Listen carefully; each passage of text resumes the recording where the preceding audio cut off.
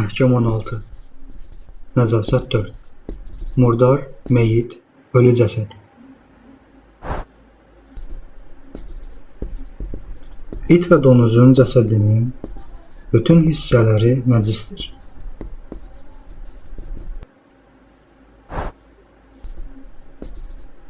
İt və donuzdan qeyri-atıcı qanı olan heyvanların şəri qaydada uyğun kəsilmədikləri halda ət və dəri kimi ruhu olan hissələri nəcisdir. Amma tük və buynuz kimi ruhu olmayan hissələri pakdır.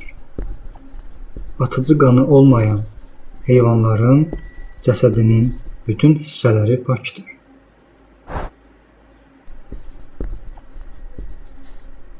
Əllərdən, ayaqlardan, dodaqlardan və bədəninin digər yerlərindən öz-özünə ayrılan hissələr pakdır.